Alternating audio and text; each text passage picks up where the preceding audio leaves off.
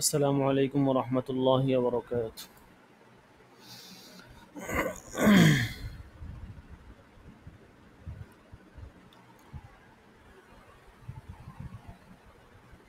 জি, নাহমাদুহু ওয়া নুসাল্লি আলা রাসূলিহিল কারীম, আম্মা বা'দ। তো আজকে আমাদের কাওয়ায়েদে ফিকহ থেকে হবে। কাওয়ায়েদে ফিকহ ১৫১ নম্বর কায়দা থেকে হবে ইনশাআল্লাহ। দেখেন কি বলতেছে। কায়দা নাম্বার ১৫১। কায়দাতুন আশ-শারতু লাম্মা সাহহা বিহি ওয়াজাবাল ওয়াফাউ বিহি শারআন। আশ-শারতু লাম্মা সাহহা বিহি ওয়াজাবাল ওয়াফাউ বিহি শারআন। শর্ত যদি সঠিক হয়, অর্থাৎ কোনো একটা শর্ত এটা যদি সঠিক হয়, তাহলে শরীয়তের দৃষ্টিতে ওয়াজাবাল ওয়াফাউ, সেটা পূর্ণ করাটা আবশ্যক। যে কোনো বিষয়ে, বিশেষ করে ব্যবসা বাণিজ্য বা ক্রয় বিক্রয় সংক্রান্ত আহ, আজকে হেদায়েতে গেছে যে আপনার এমন শর্ত যেটা হচ্ছে আকদের তাকাজা মোতাবেক হয়। তো এই জাতীয় শর্ত যদি হয় যেই শর্তটা আকদের তাকাজা মোতাবেক, তো এরকম শর্ত হইলে ওই শর্তটা পূরণ করাটা আবশ্যক, ওই শর্ত রক্ষা করতে হয়। তারপরে ১৫২ নম্বর কায়দা, শর্তুল ওয়াকিফি কানাসিস শারিঈ ফি উজুবিল আমালি বিহি ওয়া ফিল মাফহুমি ওয়াদ দালালাতি। বলতেছে যে শর্তুল ওয়াকিফি, ওয়াকফকারী শর্ত, কানাসিস শারিঈ, শরীয়ত প্রণেতার শর্তের মতোই, নসের মতোই, ফি উজুবিল আমালি বিহি, আমল আবশ্যক হওয়ার ক্ষেত্রে, ওয়াফিল মাফহুমি ওয়াদ দালালাতি, বিষয়বস্তু এবং প্রমাণের ক্ষেত্রে। ফিল মাফহুম মানে হচ্ছে মাফহুম বিষয়বস্তু আর কি, দালালাত মানে হচ্ছে প্রমাণ। তো কোনো তিনটা বিষয় বলছে, একটা হচ্ছে বাস্তবায়ন আবশ্যক হওয়া, আমল আবশ্যক হওয়া, এবং কোনো বিষয়বস্তু, এবং হচ্ছে প্রমাণ। এই সমস্ত ক্ষেত্রে ওয়াকেফের শর্ত এটা শরীয়ত প্রণেতার শর্তের মতোই। অর্থাৎ সহজ করে বুঝেন যে কোনো জায়গা জমিন ওয়াকফকারী সে যদি কোনো শর্ত করে থাকে তার জায়গা ব্যবহারের জন্য, তাহলে ওই শর্তটা রক্ষা করাটা আবশ্যক। শরীয়ত প্রণেতা মুহাম্মদ সাল্লাল্লাহু আলাইহি সাল্লাম, উনি হচ্ছেন শরীয়ত প্রণেতা। উনার একটা আদেশ নিষেধ যেমন নাকি পালন করা আবশ্যক, শর্তকারীর ওয়াকফটাও সেম। যেমন দেখা গেছে যে কোনো বিষয়ে শর্ত করলো, তবে যদি শর্তকারী বা ওয়াকফকারী আর কি এমন শর্ত করে যেই শর্তটা হচ্ছে আপনার ওয়াকফের সাথে মিলে না, যেমন ধরেন এরকম শর্ত করলো যে মুতাওয়াল্লির ব্যাপারে শর্ত করলো যে তাকে মুতাওয়াল্লি রাখতে হবে, বা আমি এই জায়গাটা ওয়াকফ করলাম তবে এই জায়গার মুতাওয়াল্লি থাকবে অমুক, এরকম শর্ত করলো আর কি। তো এই যে মুতাওয়াল্লি এটা শর্ত করলো, এখন যদি মুতাওয়াল্লি যদি অযোগ্য হয়, ধরেন যার ব্যাপারে এই শর্ত করলো তার যোগ্যতা নাই এই জায়গা দেখাশোনা করার, বা সে মোট কথা যোগ্য না আর কি মুতাওয়াল্লি হওয়ার, তাহলে তার এই শর্ত মানাটা আবশ্যক না। অর্থাৎ এরকম মুতাওয়াল্লির ব্যাপারে যদি সে শর্ত করে, তাহলে হ্যাঁ এই শর্ত না মানলেও চলবে। ঠিক আছে। তো শর্তের চাহিদা মোতাবেক যদি, মানে ওয়াকফের চাহিদা মোতাবেক শর্ত হইলে সেটা মানতে হবে, কিন্তু ওয়াকফের বিরোধী কোনো শর্ত হইলে সেটা মানাটা আবশ্যক না। আচ্ছা, তারপরে দেখেন আশ-শর্তু ইউকাবিলুল ১৫৩ নম্বর কায়দা, আশ-শর্তু ইউকাবিলুল মাশরুতা জুমলাতান। শর্ত শর্তযুক্ত বস্তু বা বিষয়ের পুরোটাকেই শামিল করে। আশ-শর্তু ইউকাবিলুল মাশরুতা জুমলাতান, অর্থাৎ দেখা গেছে শর্ত করা হইলো কোনো একটা বিষয়ে, ঠিক আছে। তো এখন যদি এই জাতীয় শর্ত করে, তাহলে আহ, যেই বিষয়ে শর্ত করছে পুরোটাকে শামিল করবে, এমন না যে আংশিক কোনো আহ, বিষয়কে শামিল করবে। কোনো মুসলিম সে মুসলমানকে বলল, তুমি যদি আমাকে নিরাপত্তা দাও তাহলে আমি তোমাকে এই সুযোগ সুবিধা দিব, বা আমি তোমাকে একজন বন্দি দান করব। হুম অথবা আমি তোমাকে এত টাকা পয়সা দিব, এই জাতীয় শর্ত করলো। তো এখন যদি তাকে পরিপূর্ণ নিরাপত্তা দেয় তাহলে কিন্তু সে আপনার যে টাকা পয়সা বা বন্দির যে শর্ত সে করছে ওইটা পাবে। ঠিক আছে, নিরাপত্তার শর্ত পুরোপুরি পালন করতে হবে, এমন না যে আংশিক নিরাপত্তা দিছে তার থেকে আংশিক টাকা পয়সা নিয়ে নিবে, এমন না বিষয়টা। সে যদি 100 দিরহামের শর্ত করে তাহলে পরিপূর্ণ নিরাপত্তা দিয়ে 100 দিরহাম নিতে হবে, এমন না যে আংশিক নিরাপত্তা দিয়ে তার থেকে 50 দিরহাম নিয়ে নিবে, এরকম না বিষয়টা। বুঝতে পারছেন? মাশরুতকে পুরোটাই, পুরো মাশরুতকে একত্রিত করবে। তারপরে দেখেন 154 নম্বর কায়দা, আর শিরকাতুল খাসসাতু লা তামনাউল মিলকা ফিল মুশতারাকি বিখিলাফিশ শিরকাতিল আম্মাতি। শিরকতে খাসের মধ্যে মালিকানা প্রতিষ্ঠার ক্ষেত্রে কোনো বিধিনিষেধ নেই।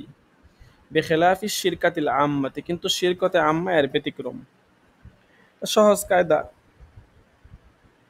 কোনো একটা বস্তু বস্তু যদি শিরকতে খাসা হয়, যেমন ধরেন দুইজন মিলে একটা পুকুরের মালিক, এটা হচ্ছে শিরকতে খাসা। মেইন রুট, মহাসড়ক, এগুলো হচ্ছে শিরকতে আম্মা, সবাই এটার মালিক। দুইজন ব্যক্তি অথবা তিনজন ব্যক্তি বা 10 জন বা একজন এলাকা, একটা গ্রামবাসী এটার মালিক, এরকম না বিষয়টা। ঠিক আছে, পুরো একটা জনগোষ্ঠী বা পুরো জনগণ সকলে এটার মালিক।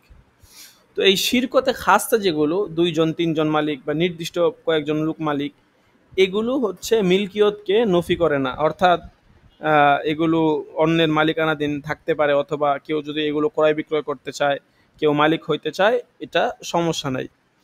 কিন্তু শিরকতে আম্মা যেটা, ওই ক্ষেত্রে আপনার মালিকানা প্রতিষ্ঠা হবে না।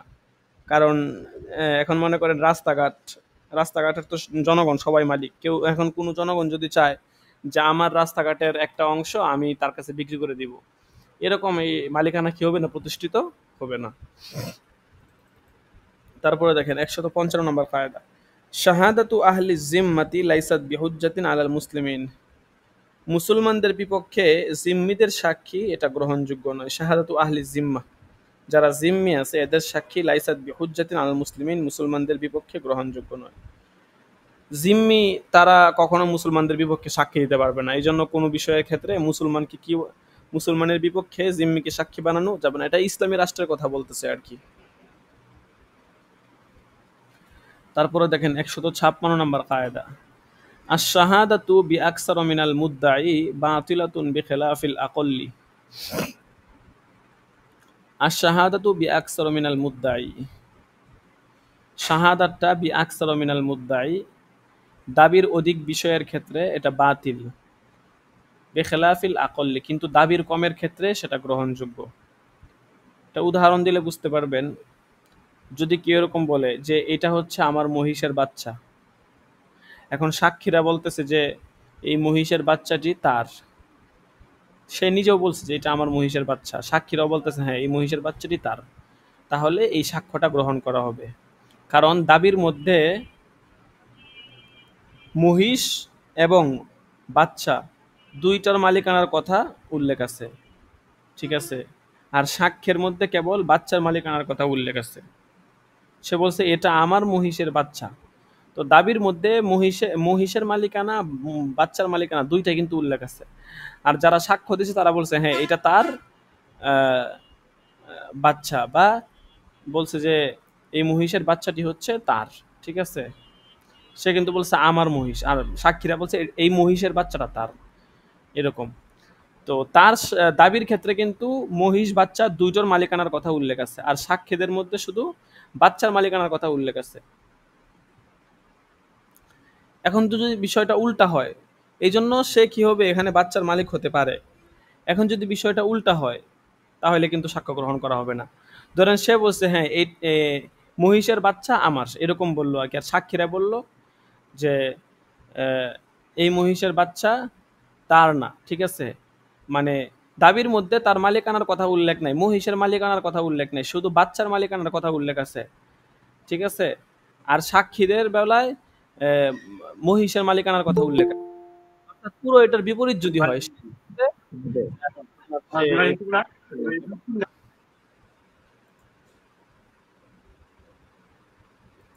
আচ্ছা, তারপরে দেখেন 157 নম্বর কায়দা।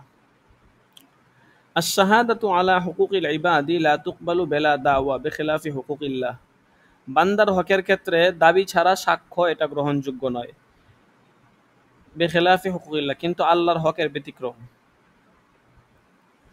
অর্থাৎ কোনো বান্দার হক যদি কেউ প্রমাণ করতে চায়, সেই ক্ষেত্রে বান্দা যদি এটা অস্বীকার করে তাহলে সাক্ষী লাগবে। আপনি বলছেন অমুকের কাছে আপনি 1 লাখ টাকা পান, তো সে অস্বীকার করতেছে, সে যদি অস্বীকার করে তাহলে সাক্ষী লাগবে। ঠিক আছে, এটা হচ্ছে মাসলা আর কি। কিন্তু আল্লাহ তাআলার হকের ক্ষেত্রে বিষয়টা এমন নয়। অর্থাৎ যেমন ধরেন চুরির শাস্তি, বাদীর আজাদ হওয়া, তালাক, এলা জিহার, হ্যাঁ, এই সমস্ত ক্ষেত্রে দাবি ছাড়াও সাক্ষ্য গ্রহণ করা হবে। সে দাবি করে নাই কিন্তু অন্যরা সাক্ষী দিচ্ছে, তাহলেও সাক্ষী গ্রহণ করা হবে। ঠিক আছে, তো বান্দার হকের ক্ষেত্রে বান্দা চাইতে হবে, এবং সে যদি না চায় তাহলে সাক্ষী গ্রহণ করা হবে না।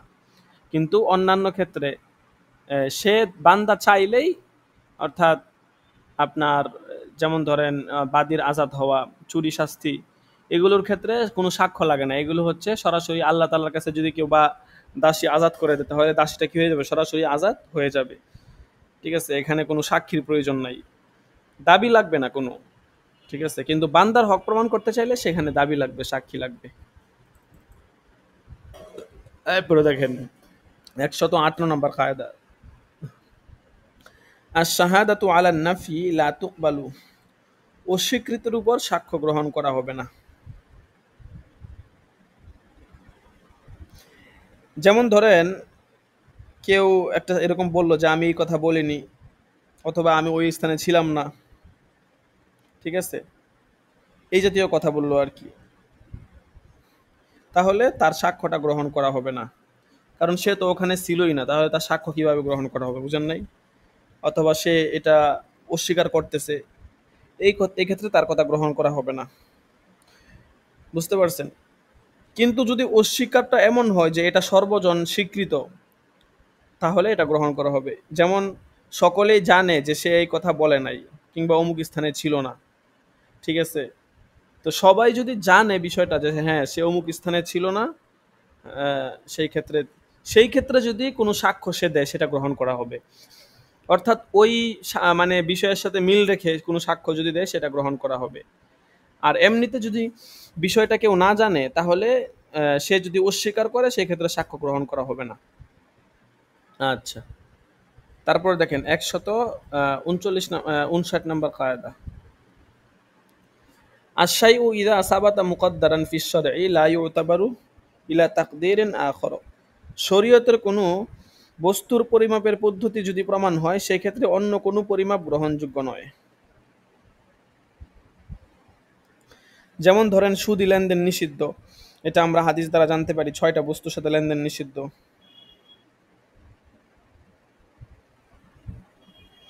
এখন এই যে 6টা জিনিস, এগুলো কিন্তু শরীয়তে শর্ত করা হয়েছে আপনার কিসের দ্বারা, যে আপনার বিভিন্ন পরিমাপের দ্বারা, কাইল ওয়াজনি ভাবে।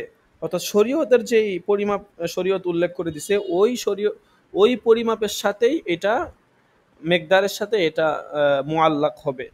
এটা অন্য যেইভাবেই মাপা হোক না কেন, কেউ যদি মনে করেন পিস পিস করে আপনার এই লেনদেন, এগুলো লেনদেন করে, অথবা আপনার আমরা যে বর্তমানে ওজন দিয়ে করতেছি এই যদি ওজন, অথবা অন্য যে কোনো মাপে, যে কোনো সিস্টেমে আমরা লেনদেন করি না কেন, শরীয়ত যেভাবে লেনদেনটা নির্ধারণ করছে এবং যেই পরিমাপের কথা বলছে, ওই শরীয়তের মানে নির্ধারিত পরিমাপের দ্বারাই এটা প্রমাণিত হবে। অন্য কোনো পরিমাপ এখানে কি হবে না, গ্রহণযোগ্য হবে না। আচ্ছা, তারপরে দেখেন 160 নাম্বার কায়দা।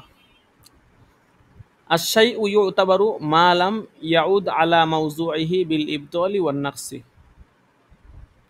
বলছে বস্তু যতক্ষণ বাতিল কিংবা ত্রুটির কারণে তার আপন অবস্থানে ফিরে না আসবে, ততক্ষণ সেটা গ্রহণযোগ্য হবে।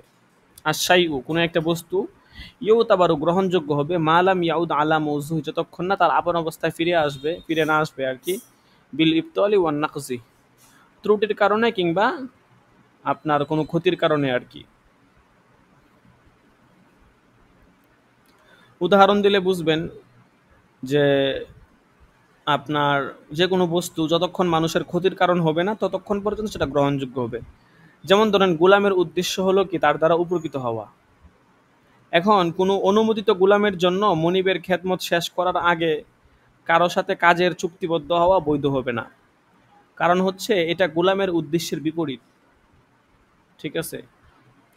কিন্তু যদি চুক্তিবদ্ধ কাজ করে ফেলে তাহলে তার এই চুক্তিকে বাতিল বলে আখ্যা দেওয়া যাবে না, কারণ এটা গোলামের উদ্দেশ্য দুদিক থেকে নষ্ট করবে। প্রথমত ওইটা সময়, মানে ওই সময়টা মনিবের খেদমত করেনি, দ্বিতীয়ত চুক্তিকে বাতিল করলে সে এর বিনিময় পাবে না, এক্ষেত্রে মনিবের ক্ষতি হবে।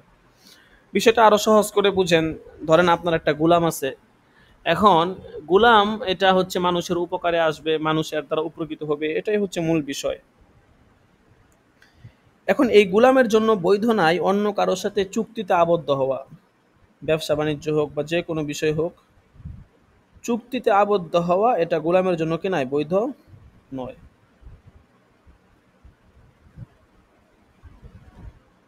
এখন দেখা গেছে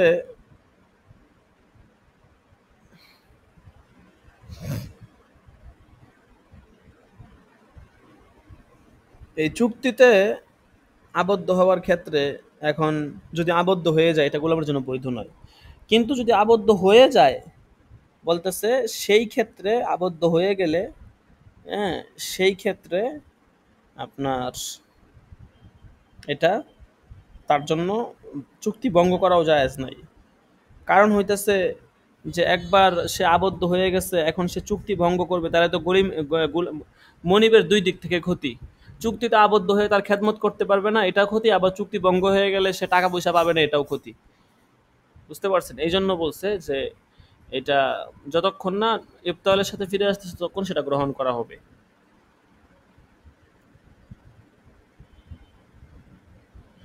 আচ্ছা, আর দুইটা কায়দা পড়ে ফেলি, তারপরে সৎ থেকে আগামী সপ্তাহে হবে। আশাইউ ইয়াউম্মু কুল্লা মওজুদিন, বস্তু এটা মানে শাই শব্দটা এটা ইয়াউম্মু কুল্লা মওজুদ, অস্তিত্বশীল সবকিছুকেই শামিল করে। মানে শাই বলতেছে শাই শব্দটা কি কি জিনিসকে শামিল করে। এটা উসুলের একটা কায়দা, আপনার ফিকার একটা কায়দা উসুল, যে শাই শব্দ এটা সব কিছুকে শামিল করে, কুল্লা মওজুদ যেটা বিদ্যমান আছে এরকম বিদ্যমান সব বস্তুকে শামিল করে। তারপরে 162 নম্বর কায়দা, আশাইউ ইয়ানফাসিখু বিমা হুয়া মিসলুহু, কোনো বস্তু তার সমগোত্রীয় বস্তুর দ্বারা বাতিল হয়।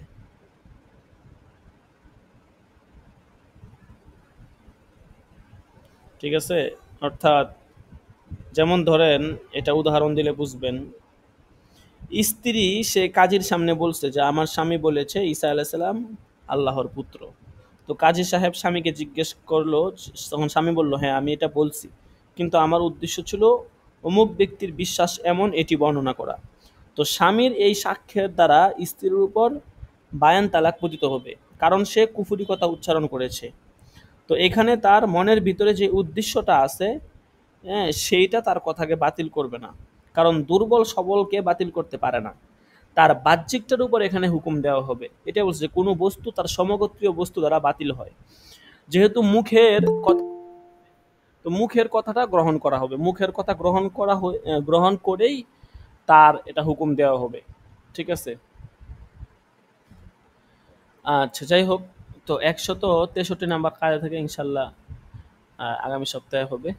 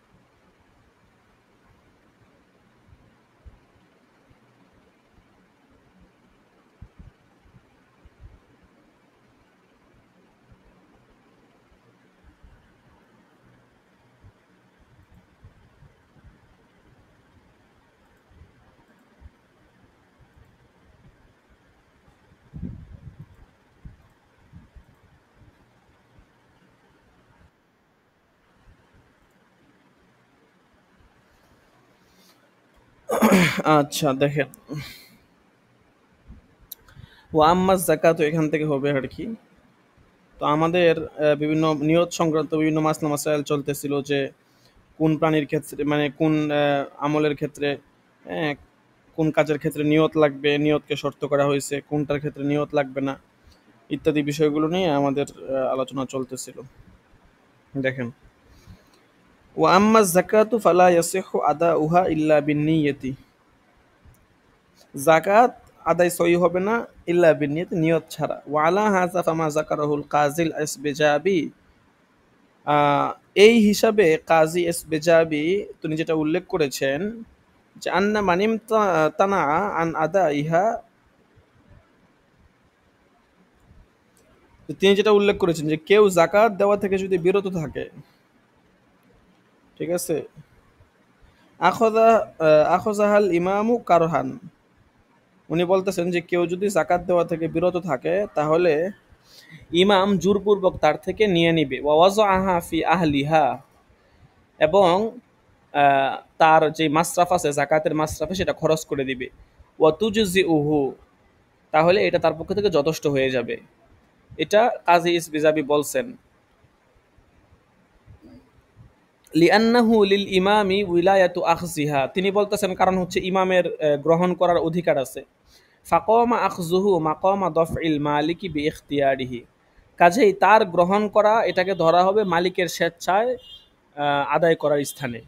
সে জোর করে আদায় করে নিছে, এটাই কেমন যেন মালিকের অনুমতি আছে ধরা হবে। বলতেছে ফাহুয়া দাঈফুন, এই ইমাম কাজী ইসবেজাবি যে মতটা দিছেন এটা হচ্ছে দুর্বল মত। এই মতের উপর ফতুয়া না, ঠিক আছে।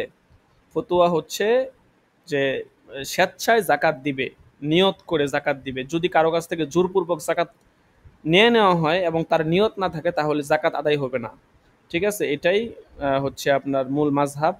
আর ইমাম কাজী ইসবিজাবি এটা যেটা বলছেন এটা হচ্ছে দুর্বল মত। ওয়াল মু'তামাদু ফিল মাযহাবি আদামুল ইজজাই কারহা, বলতেছে যে মাযহাবের গ্রহণযোগ্য মত হচ্ছে যে জাকাত যদি জোর করে উসুল করে নেয় তাহলে আহ, আদামুল ইজজা, আদায় হিসাবে যথেষ্ট হবে না, এটা জায়েজ হবে না। আচ্ছা, তারপরে দেখেন, কলা ফিল মুহিতি, মুহিতে বুরহানির মধ্যে আছে, ওমান ইমতানা আন আদাই যাকাতি ফাসসাই লা ইয়াখুযু আনহু যাকাতা কারহা, কেউ জাকাত আদায় হতে বিরত যদি থাকে সেই ক্ষেত্রে জাকাত উসুলকারী জোর করে তার থেকে জাকাত উসুল করবে না। ওয়ালাউ আখযা লা ইয়াকউ আনিজ যাকাতি, যদি জোর করে সে উসুল করে লা ইয়াকউ আনিজ যাকাত, তাহলে জাকাত আদায় হয়েছে বলে ধরা হবে না। লিকাউনিহা বেলা ইখতিয়ারিন, কারণ এখানে তার কোনো ইচ্ছা নেই, তার ইখতিয়ার নেই। ওয়ালাকিন ইউজবিরুহু বিল হাবসি, তবে মাসলা হচ্ছে যে ইউজবিরুহু বিল হাবসি, তাকে বন্দি করার জন্য বাধ্য করতে পারবে, মানে তাকে বন্দি করবে আর কি, বন্দি করে বাধ্য করবে আর কি, লিওয়াদ্দি বিনাফস, যাতে সে নিজ থেকে আদায় করে দেয়। তার কাছ থেকে জোর করে ছিনিয়ে নিলে আদায় হবে না, কিন্তু তাকে বন্দি করবে যে তুমি যদি জাকাত না দাও তাহলে তোমাকে আমরা বন্দি করব, ঠিক আছে, অতএব তোমাকে জাকাত দিতে হবে। এরকম হচ্ছে তাকে আহ, আহ, ভয় ডর দেখানো, ঠিক আছে, এটা করা যাবে, এটা কোনো সমস্যা না, ঠিক আছে। তো বন্দি করবে, তারপরে যদি সে নিজ থেকে স্বীকার করে যে হ্যাঁ হ্যাঁ আমি দিয়ে দিব, আমাকে ছেড়ে দাও, তাহলে কি করা যাবে, তাকে আপনার ছেড়ে দিবে। ছেড়ে দিলে সে নিজে যখন স্বেচ্ছায় দিয়ে দিবে তখন আদায় হয়ে যাবে, মানে জোরপূর্বক তার থেকে নিয়ে নিলে আদায় হবে না। দেখেন, ওয়া খরজা আন ইশতিরাতিহা লাহা মা ইযা তাসাদ্দাকা বিজামিইন নিসাবি বিলা নিয়াতিন ফাইনাল ফরজা ইয়াসকুতু আনহু, বলতেছে যে জাকাত আদায়ের জন্য নিয়ত শর্ত, এই নিয়মটা থেকে বের হয়ে যাবে ওই সুরত যখন কেউ নিয়ত ছাড়াই তার সকল সম্পত্তি সৎকা করে দেয়, কারণ হচ্ছে তা ফরজ থেকেই রহিত হয়ে যায়। নিয়ত ছাড়া যদি আপনি সকল সম্পদ সৎকা করে দেন তাহলে তো এটা জাকাত আর আদায় হইল না, কারণ এটা তো আপনি সম্পত্তি সৎকা করে দিচ্ছেন, এখানে তো আর জাকাতের কোনো মাসলা নাই। এই জন্য বলতেছে এটা জাকাত আদায় হয়ে গেছে এরকম দ্বারা হবে না, কারণ তখন ফরজিয়তেই রহিত হয়ে যায়। বুঝতে পারছেন? আচ্ছা, ওয়াখতালাফু ফি সুকুতি যাকাতিল বাজি ইযা তাসাদ্দাকা বিহি, বলতেছে যে যদি কেউ নেসাবের কিছু মালের জাকাত নিয়ত ছাড়া সদকা করে দেয় তাহলে সেই পরিমাণ মালের জাকাত তার থেকে রহিত হয়ে যাবে কিনা ওয়াখতালাফু, মাশায়েখে কেরামের ইখতিলাফ আছে এই ব্যাপারে। ওয়াকালু ওয়া তুশতারাতু নিয়াতুত তিজারাতি ফিল উরুজ। আচ্ছা, মাশায়েখে কেরাম বলতেছেন যে মাল এবং ব্যবসায়িক সামগ্রীতে জাকাত ফরজ হওয়ার জন্য নিয়তুত তিজারা, ব্যবসার নিয়ত করা শর্ত। ওয়ালা বুদ্দা আন তাকুনা মুকারিনাতান লিত্তিজারতি। আর এটাও আবশ্যক যে এই নিয়তটা ব্যবসার শুরুতে হতে হবে।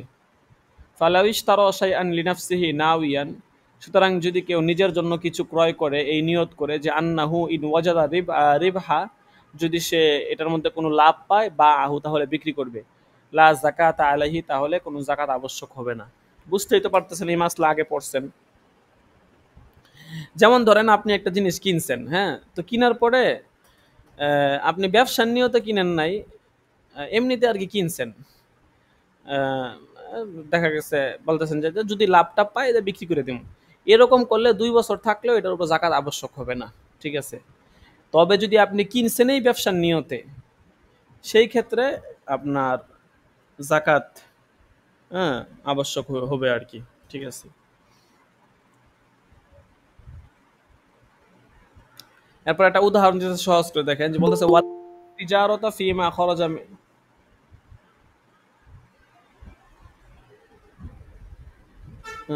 দেখেন উদাহরণটা দেখেন।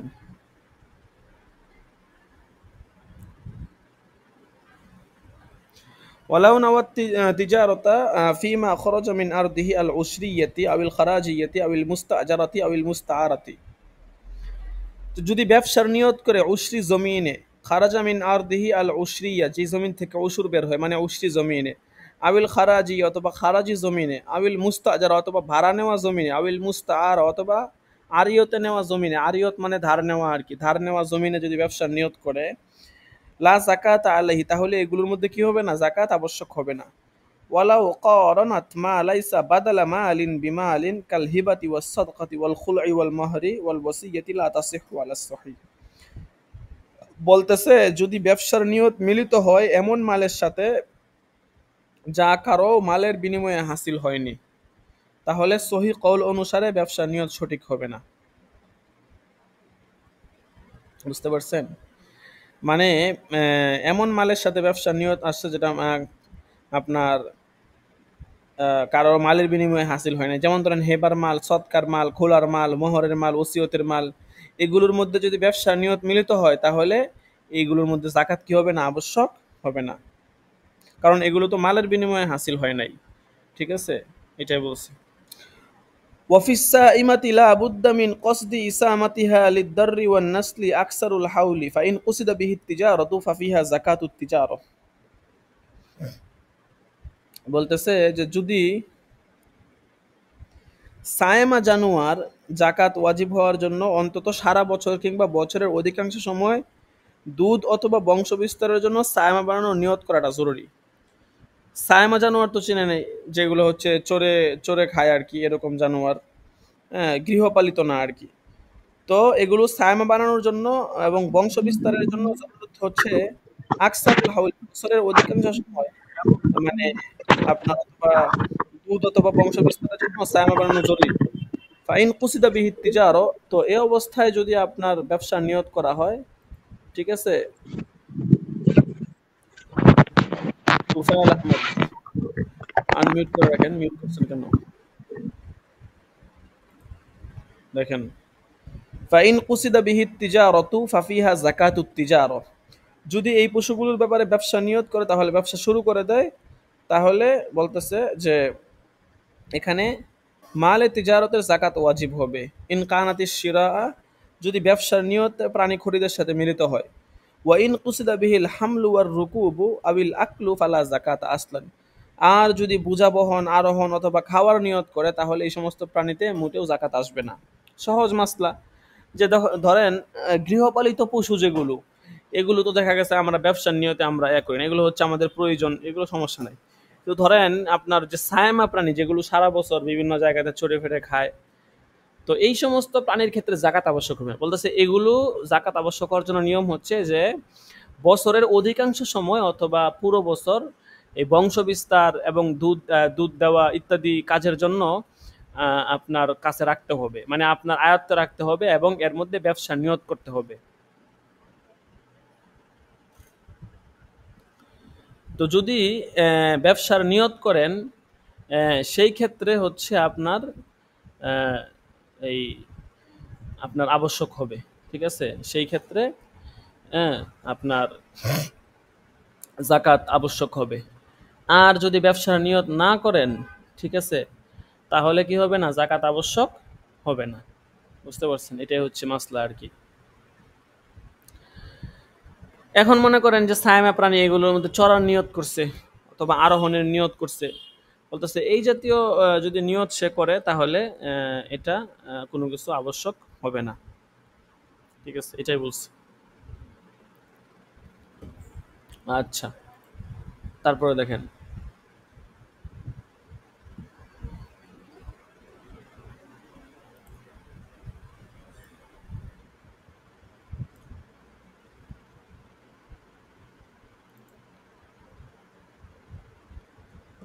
ওয়া আম্মান নিয়াতু ফি সাওমি ফাশারতু সিহহাতিহি লিকুল্লি ইয়াউমিন ওয়ালাউ আল্লাকাহা বিল মাশিআতি সাহহাত লিআন্নাহা ইন্নামা তুবতিলুল আকওয়ালা ওয়ান নিয়াতু লাইসাত মিনহা ওয়াল ফারজু ওয়াস সুন্নাতু ওয়ান নাফলু ফি আসলিহা সাওয়াউন। বলতেছে ওয়া আম্মান নিয়াতু ফি সাওম, সাওমের ক্ষেত্রে নিয়ত ফাশারতু সিহহাতিহি, তা শুদ্ধ হওয়ার জন্য শর্ত হচ্ছে লিকুল্লি ইয়াউমিন, প্রত্যেকদিন নিয়ত করা, প্রত্যেকদিন প্রতিদিনের রোজার নিয়ত শুদ্ধ হওয়ার জন্য প্রতিদিন নিয়ত করা শর্ত। ওয়ালাউ আল্লাকাহা বিল মাশিআতি সাহহাত, যদি রোজার নিয়ত মাশিয়ত তথা ইনশাআল্লাহর সাথে সম্পৃক্ত করে দেয় তবুও নিয়ত সহি হবে। লিআন্নাহা ইন্নামা তুবতিলুল আকওয়ালা ওয়ান নিয়াতু লাইসাত মিনহা, কারণ ইনশাআল্লাহ এটা বলতেছে যে বাতিল হয় কথা সংক্রান্ত বিধানের সাথে, আর নিয়তটা এটা কথা সংক্রান্ত বিধান না। হ্যাঁ, ওয়াল ফরজু ওয়াস সুন্নাতু ওয়ান নফলু ফি আসলিহা সাওয়াউন, বলতেছে ফরজ, নফল, রোজা, সুন্নত রোজা সমস্ত ক্ষেত্রে নিয়তের বিধান একই, ঠিক আছে। সম এখানে কি বলছে, বিষয়টা হচ্ছে যে আপনার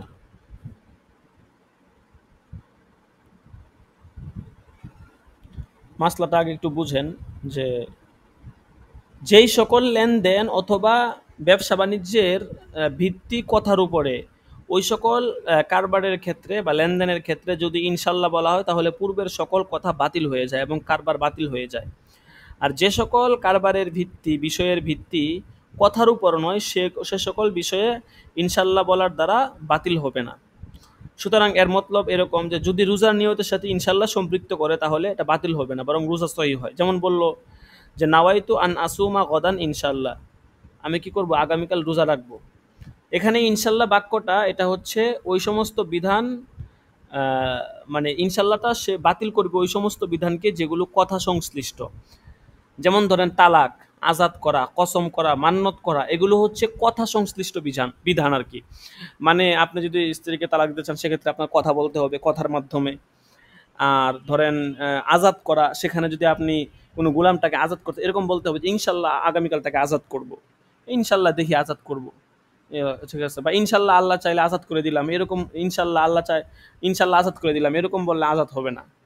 কারণ এই সমস্ত যে কথা এগুলো হচ্ছে আপনার ইনশাল্লাহ দ্বারা এগুলো বাতিল হয়ে যায়, যেহেতু এগুলো হচ্ছে কথা সংশ্লিষ্ট বিধান। আর নিয়ত, নিয়ত তো কথার বিষয়, নিয়ত হচ্ছে অন্তরের বিষয়, ঠিক আছে, একটা হচ্ছে মুখের কথা একটা জিনিস, একটা হচ্ছে অন্তর, তো নিয়ত তো হচ্ছে অন্তরের বিষয়, কাজেই অন্তরের বিষয়কে ইনশাল্লাহ বাতিল করতে পারে না, ঠিক আছে। কিন্তু কথা সংশ্লিষ্ট বিধান যেগুলো ইনশাল্লাহ এগুলোকে বাতিল করে দেয়। আশা করি পুরো বিষয়টা বুঝতে পারছেন। এরপরে এখানে আহ, মান্যতের যে রোজা সেই ক্ষেত্রেও কিন্তু নিয়ত করা লাগবে, ঠিক আছে।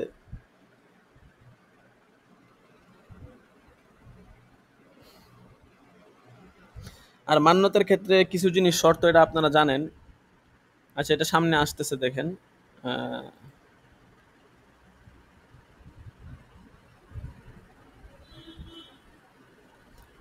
সামনের প্যারাটা পড়ে ফেলি, তারপরে আর পড়াবো না, দেখেন।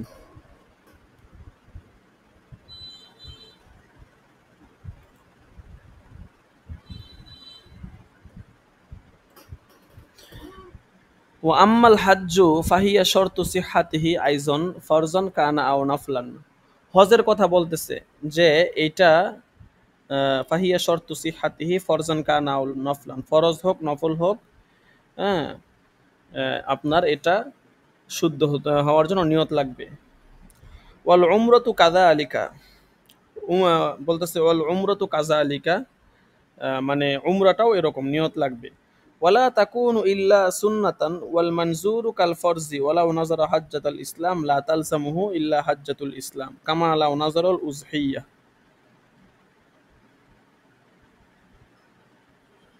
আচ্ছা, ওয়ালা তাকুনু ইল্লা সুন্নাতান বলতেছে উমরাটা শুধুমাত্র সুন্নতেই হয়ে থাকে। ওয়াল মানজুরু কাল ফরজি, আর মান্নতের হজ এটা কাল ফরজি, ফরজ হজের মতোই। এখন একটা মাসলা বলতেছে ওয়ালাউ নাজারা হাজ্জাতুল ইসলাম, যদি কোনো ব্যক্তি হজের মান্নত করে লা তালজামুহু ইল্লা হাজ্জাতুল ইসলাম, তবে তার জন্য হজই আবশ্যক হবে, অর্থাৎ ফরজ হজ যেটা এটাই আবশ্যক হবে। কামা লাউ নাজারাল উযহিয়া, যেমন নাকি কেউ কুরবানির মান্নত করলো, যদি আপনি কুরবানির মান্নত করেন তাহলে কুরবানি যেটা মানুষ দেয় এই কুরবানি যেমন আবশ্যক হয়, কেউ যদি হজের মান্নত করে তাহলে যে হজের দিনগুলোতে যে হজ মানুষ করে থাকে ফরজ হজ ওইটা আবশ্যক হবে। ওয়াল কাযাউ ফিল কুল্লি কাল আদাই মিন জিহাতি আসলি নিয়ত, বলতেছে যে রোজা হজ উমরা এগুলো আসল নিয়ত হিসাবে এই সবগুলোই আপনার আদা এবং কাজা বরাবর, অর্থাৎ কাজা এবং আদা উভয়ের ক্ষেত্রে একই হুকুম। এমন না যে আপনি একটা নিয়ত করছেন কাজার ক্ষেত্রে, সেই ক্ষেত্রে একরকম হজ আদায় হবে, আর আদার ক্ষেত্রে আরেক রকম আদায় হবে, বিষয়টা এমন না। কাজার ক্ষেত্রে যে আদার ক্ষেত্রে যেরকম যেভাবে আদায় করতে হয় হজ, কাজার ক্ষেত্রেও সেম, কোনো পার্থক্য নাই নিয়তের দিক থেকে আর কি, সেম সবকিছু এক। আচ্ছা, তারপরে দেখেন ও আম্মাল ইতিকাফু ফাহিয়া শর্তু সিহাতিহি ওয়াজিবান কানা আও সুন্নাতান আও নফলান। এতেকাফের জন্য নিয়ত শুদ্ধ হওয়া শর্ত, এতেকাফ সুন্নত হোক ওয়াজিব হোক বা নফল হোক। এতেকাফের অর্থ কি?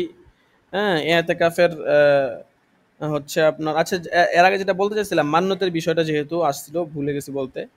মান্যত শুদ্ধ হওয়ার জন্য 5টা জিনিস লাগে। 1 নাম্বার হচ্ছে গুনাহের কাজের মান্যত না করা। 2 নাম্বার হচ্ছে মান্যতের পূর্বে সেই জিনিস তার উপর ওয়াজিব না হওয়া। কুরবানি আপনার উপর আগে থেকে ওয়াজিব, আপনি কুরবানির মানত করছেন, তাইলে মানত শুদ্ধ হবে না। 3 নাম্বার মান্যত তার মালিকানার অতিরিক্ত না হওয়া, যদি অতিরিক্ত হয়ে থাকে তবে মালিকানা পরিমাণের মধ্যে মান্যত সহি হবে, আর বাকিটার মধ্যে মান্যত অনর্থক হয়ে যাবে।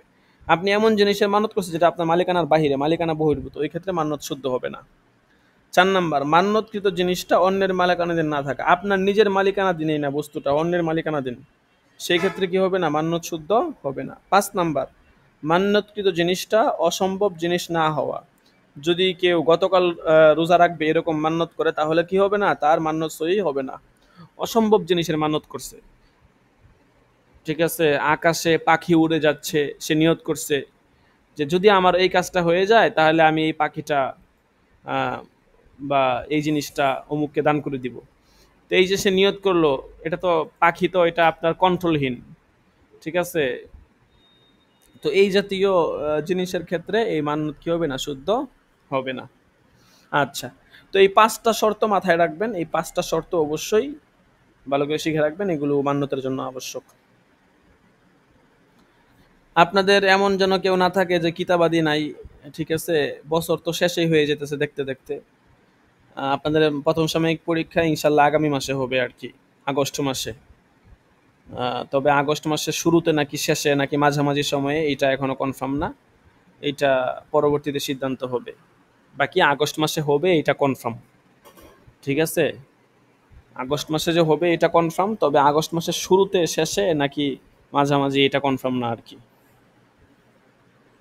আচ্ছা, তো এতেকাফের কথা বলতেছিলাম যে সুন্নত এতেকাফ হোক ওয়াজিব এতেকাফ হোক নফল এতেকাফ হোক, সর্বাবস্থায় আপনার নিয়ত লাগবে। ঠিক আছে, এতেকাফ অর্থ হচ্ছে আপনার অবস্থান করা। লুবসুন লুবসু জাকারিন ফি মাসজিদি জামাআতিন আও লুবসু ইমরাতিন ফি মাসজিদি বাইতিহা বিনিয়াতিন, পুরুষের জন্য সহি নিয়তের সাথে এমন মসজিদে অবস্থান করা যেখানে জামাতের সাথে ৫ ওয়াক্ত নামাজ আদায় করা হয়, সেটা পাঞ্জেগানা মসজিদ হোক, জুমার মসজিদ হোক। আর মহিলার জন্য তার ঘরের স্থানে, নামাজের স্থানে, যেখানে সে নামাজ পড়ে নির্দিষ্ট একটা স্থান, সেখানে অবস্থান করা, মানে সেখানে বসে থাকবে আর কি, সবসময় বসে জিকির আজকার করবে, সেখান থেকে সরবে না, নির্দিষ্ট একটা এরিয়া তৈরি করে নিবে, ওখানেই থাকবে। ঠিক আছে? তো এটা হচ্ছে আপনার এতেকাফের শরঈ মানে অর্থ আর কি। শাব্দিক অর্থ হচ্ছে আল এতেকাফু আল লুবসু, ঠিক আছে, অবস্থান করা, আল ইকামতু। আর পারিভাষিক অর্থ হচ্ছে লুবসু জাকারিন ফি মসজিদি জামাআতিন ও লুবসু ইমরাতিন ফি মসজিদি বাইতিহা বিনিয়াতিন। ঠিক আছে? আচ্ছা। বর্তমানে দেখা যায় বিভিন্ন সময় টাকা পয়সা দিয়ে এতেকাফ করায়, তো এগুলো কি নাই, জায়েজ নাই, এর দ্বারা এতেকাফের সুন্নত আদায় হবে না।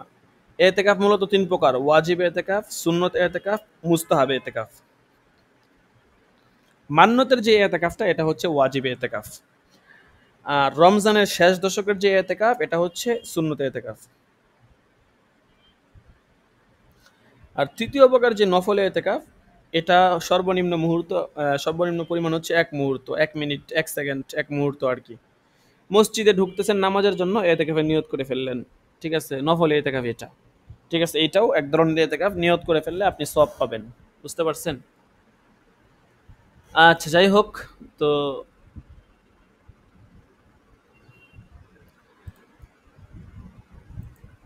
এ পর্যন্তই থাকুক, ইনশাল্লাহ আগামী সপ্তাহে ও আম্মাল কাফারাত এখান থেকে হবে।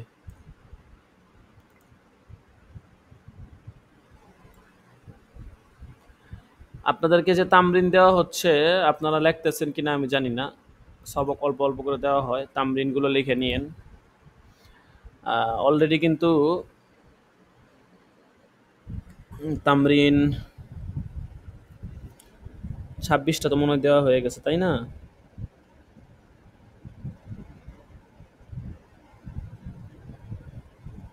হ্যাঁ, ২৬টা তামরিন চলে গেছে। ২৭, ২৮ এই দুইটা তামরিন হচ্ছে আপনার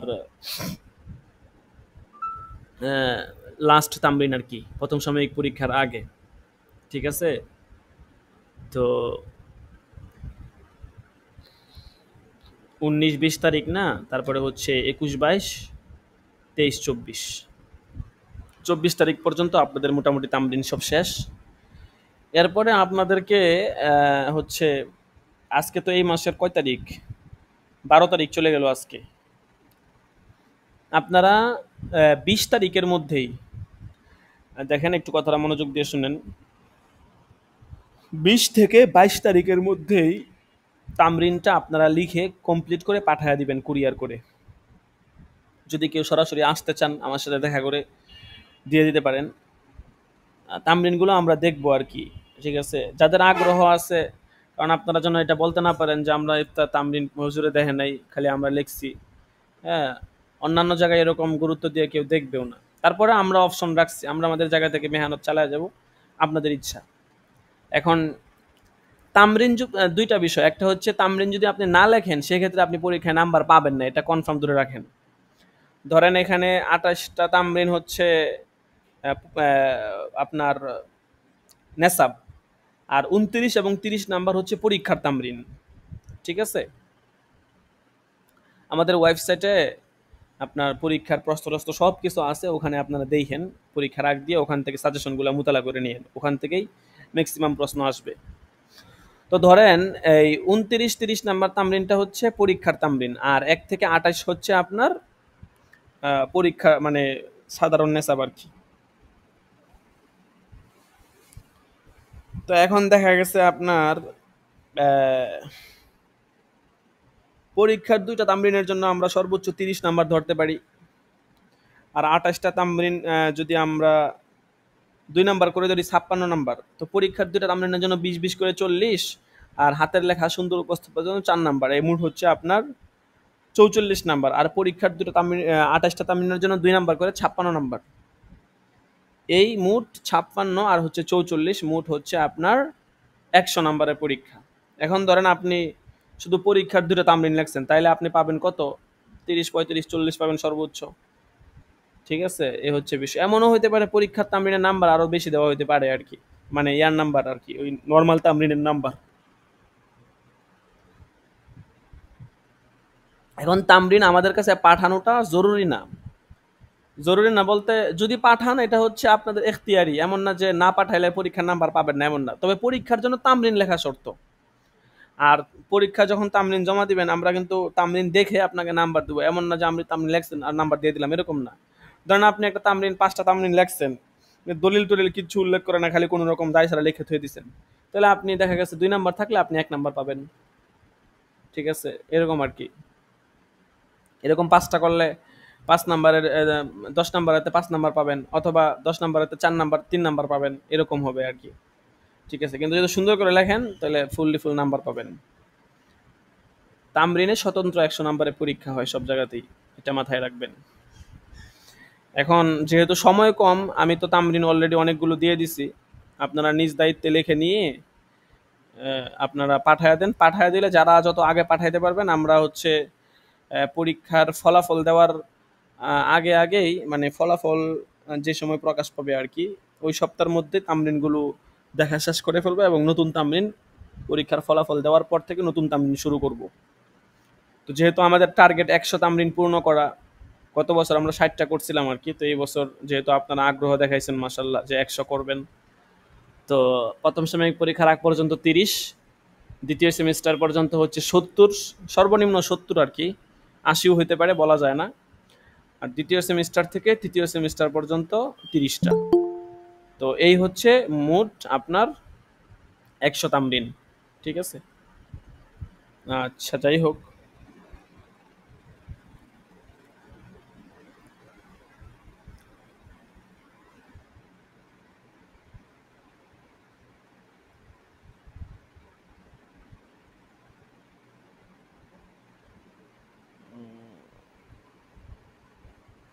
এখানে মাওলানা শাহাদাত হোসেন সাহেব তামরিন লিখছেন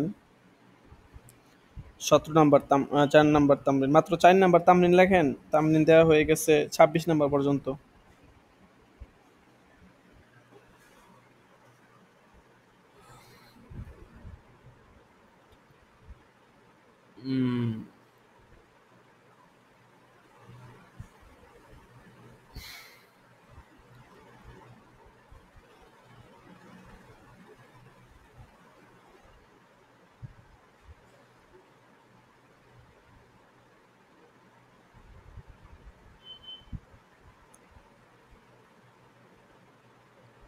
মোটামুটি চলে আর কি, বাকি আরো একটু সাজায় গোছায় সুন্দর করে লিখবেন।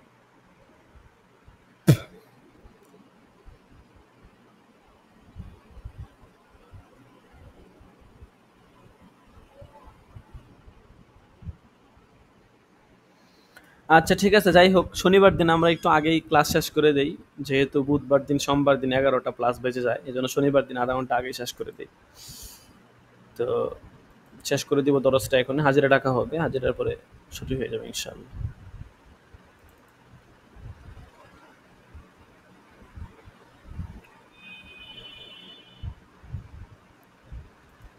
আজকে 33 নাম্বার দরজ।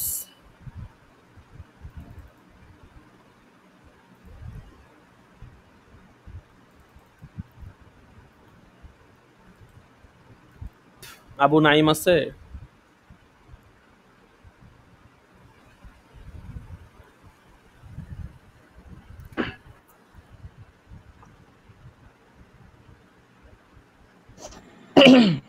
আবু নাইম নাই। সারওয়ার হুসাইন আছে? সারওয়ার হুসাইন নাই। তারপরে আমানুল্লাহ আছে? আমানুল্লাহ।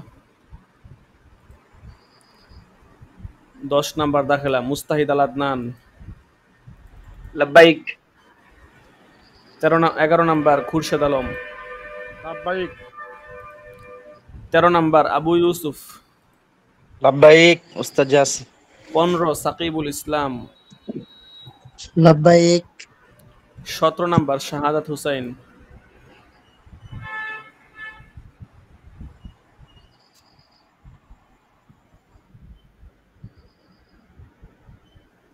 শাহ হোসেন নাই। উনি এত অনুপস্থিত থাকে কেন বুঝলাম না। 18 নাম্বার মাহদি হাসান। লাব্বাইক উস্তাদ জি, লাব্বাইক। 19 নাম্বার সাইফুল ইসলাম। 19 নাম্বার সাইফুল ইসলাম নাই।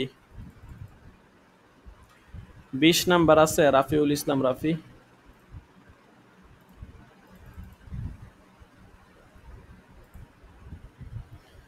কে যেন ছুটি নিল। আচ্ছা, তারপরে 21 নাম্বার আব্দুর রহমান সিরাজি আছে। আব্দুর রহমান সিরাজি। 22 নাম্বার আলী হুসাইন। আলী হুসাইন আছে? নাই। 23 নাম্বার এরশাদুল্লাহ আছে? এরশাদুল্লাহ নাই। 24 নাম্বার মাসুম বিল্লাহ। লাব্বাইক।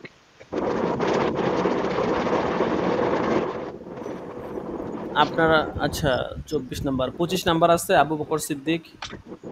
লাব্বাইক। 29 নাম্বার আল আমিন। 29 নাম্বার দাখেলা আল আমিন নাই।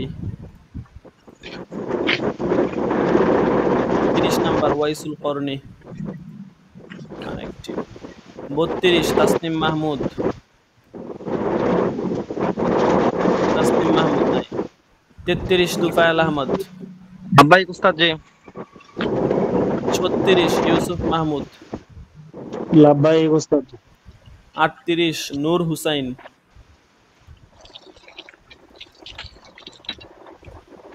39 মনিরুল ইসলাম। মনিরুল ইসলাম নাই।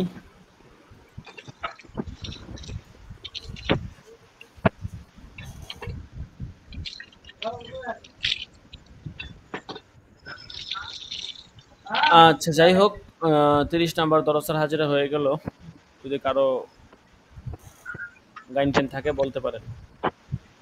হুজুর, ওই গত ক্লাসে আর কি আমি উপস্থিত ছিলাম, পুরা ক্লাসে উপস্থিত ছিলাম, কিন্তু লাস্ট মুহূর্তে কারেন্ট চলে গিয়েছিল আর কি। কত নাম্বার দাখেলা? 33 তুফাইল আহমেদ। তুফায়েল আহমদ। জি জি। আপনার তো এর আগের ক্লাসেও গাইন দেখা যেতেছে। এর আগে ক্লাসে ছিল, কিন্তু আমি এই যে গত সপ্তাহের ক্লাসে উপস্থিত ছিলাম ওস্তাদ জি। 31 নাম্বার ক্লাসে মনে হয় ছিলেন না আপনি। গত ক্লাসেরটা হাজিরা মানে দিয়ে দিলাম, সমস্যা নাই। 31 নাম্বারটা ছিলেন না। জি জি জি, 32 দিয়ে ওইটাতে দিছি। ছিলাম। হ্যাঁ জি আচ্ছা। জি জি জি।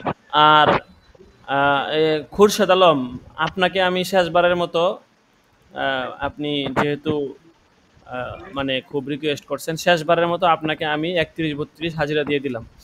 আপনার প্রতি অনেক ইহসান করা হয়েছে, সবাই এটা জানে, কিন্তু সামনে এটা আর কখনোই করা হবে না। এবং এটা আপনার জন্য বিশেষভাবে এটা চিরতরে মাফ হয়ে, মানে কোনো উজুরে গ্রহণযোগ্য না। কারণ আপনার সারা বছরে এরকম হয়েছে যে দেখা গেছে আপনি হাজিরার সময় হাজিরা দিতে পারেন না, ক্লাস শেষ হয়ে গেলে এরপরে গিয়ে আপনার হুশ হয়েছে। কাজেই আপনার জন্য আমি 31, 32, 33 তিনোটা ক্লাসে হাজিরা দিয়ে দিলাম।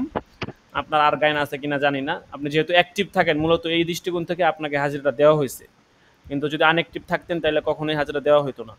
কিন্তু সামনে থেকে আর এই জাতীয় উজুর গ্রহণযোগ্য না, যে কারেন্ট নাই এই সেই। আপনি যদি মানে ইমার্জেন্সি কোনো উজুর থাকে বা এমন কোনো বিষয়, আপনি নগদ তৎক্ষণাৎ জানায়া দিবেন। ক্লাস শেষ এর পরের দিন আপনি জানাবেন, এরকম হতে পারবে না। এটা সবার ক্ষেত্রে প্রযোজ্য। ধরেন আপনি হাজিরা দিতে পারেন, আপনি ক্লাস শেষ নগদ জানায়া দেন, অথবা ক্লাসের মাঝখানে জানায়া দেন। এখন ধরেন ফোন টোন অফ হয়ে গেছে, জানাই দিয়ে পারতেছেন না, ওইটা হইলে তো ভিন্ন মাসলা। এরকম তো সবসময় হয় না।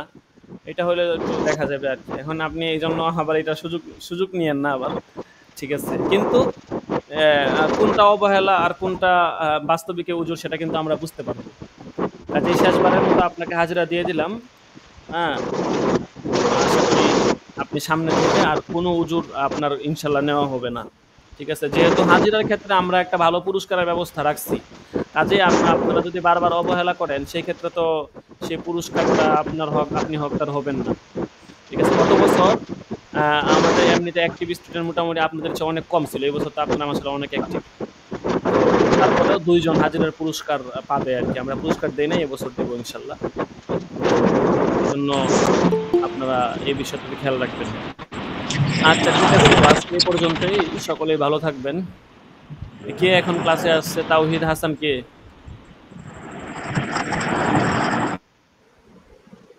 হ্যাঁ, চলে গেছে উনি। নাম ডাকতে উনি চলে গেছে। আচ্ছা ইউসুফ মাহমুদ, আপনি আছেন? ইউসুফ মাহমুদ আছেন? জি উস্তাদ, জি আছি। বলতেছে আপনি যেন কাকে রেফার করে নিয়ে আসছিলেন, নাম যেন কি? নূর হুসাইন। তো নূর হুসাইন তো আজকে কথা বলছি, তাকে বললেন ক্লাস টাস করার জন্য, হয়তো আনএক্টিভ কি অসুস্থ কি কয় না কয়। এটা তো আপনার এমন কোনো ক্লাস না যে অসুস্থতার জন্য করা যাবে না, বুঝছেন? একটু অ্যাবনরমাল তো, একটু অ্যাবনরমাল তো হুজুর। ও, তাকে বললেন ক্লাসে থাকার নেট জন্য। নেট মেট একটু কম বুঝে। ও, আপনি বুঝাইয়া দিয়েন, আপনি আছেন না। না ও তো, আলী, আমি তো হুজুর ঢাকাতে, আমি তো আপনাদের কাছেই, আমি নারায়ণগঞ্জে আছি। ও আচ্ছা, আলী হুসাইন ও এখন তো কোত্থেকে আসছে? গাইড দেওয়া হয়ে গেছে। আলী আসসালামু হুসাইন, আলাইকুম। ওয়ালাইকুম আসসালাম। আপনি ক্লাসটা আপনি এখন কোত্থেকে আসলেন? হ্যাঁ দেরি হয়ে গেছে আসতে। হ্যাঁ, মানে শনিবার দিন তো আমরা আগে আগে ক্লাস শেষ করে দিই, 1.5 ঘন্টা ক্লাস করাই, কারণ বুধবার দিন লম্বা সময় ক্লাস হয়, কাজে শনিবার দিনও লম্বা সময় নিতে চাই না, একটু আগে শেষ করে দিই।